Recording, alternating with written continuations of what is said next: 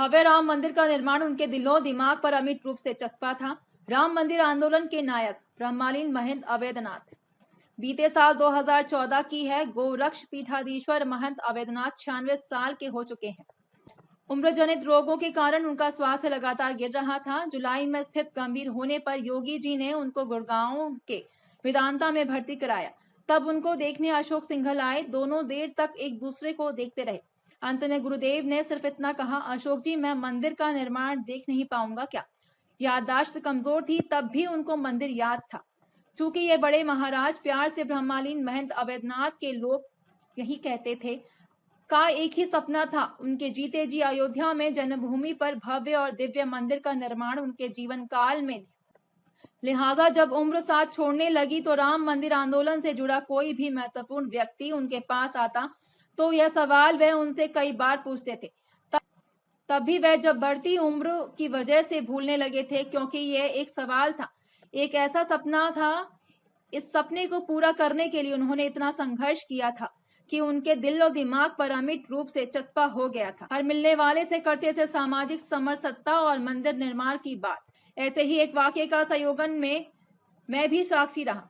वाक्य करीब 1.5 दशक पहले का होगा। राष्ट्रीय स्वयंसेवक संघ के संघ चालक रहे सुदर्शन जी का गोरखपुर में किसी कार्यक्रम में आना हुआ। उम्र जनित कारणों के महंत अवैधनाथ की तबीयत खराब रहती थी, लिहाजा उनका कहीं आना जाना नहीं होता था। ऐसे में उस समय संघ या भाजपा का कोई भी बड़ा पदाधिकारी या नेता गोरखपुर आता था तो बड़े महाराज से मिलने का समय निकाल ही लेता था। इसी क्रम में सुदर्शन जी का गोरखनाथ स्थित मठ में आना हुआ। एक रिपोर्टर के रूप में मैं भी वहां मौजूद था। इत्तेफाक से बड़े महाराज के उस कमरे में मेरी भी एंट्री हो गई जिसमें मुलाकात होनी थी। पेन और डायरी निकालकर मैं कोने में सिमट कर लगभग समान उम्र के 2 महत्वपूर्ण महापुरुषों की बात सुनने लगा। बातें स्वास्थ्य को लेकर हुई। सुदर्शन जी शारीरिक और मानसिक रूप से स्वस्थ थे। बड़े महाराज तब कुछ भूलने लगे थे। हरदम की तरह उनकी बातें के केंद्र में विशाल हिंदू समाज की एकता और अयोध्या में राम जन्मभूमि पर भव्य राम मंदिर के निर्माण पर केंद्रित रही।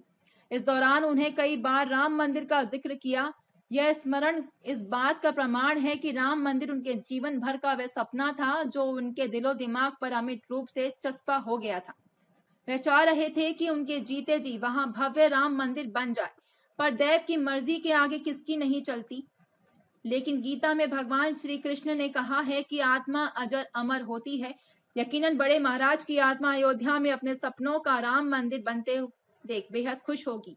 तब तो और भी जब पीढ़ियों के संघर्ष के बाद यह काम उनके ही शिष्य मौजूदा गोरक्ष पीठाधीश्वर और उत्तर प्रदेश के मुख्यमंत्री योगी आदित्यनाथ की ही देखरेख में हो रहा है।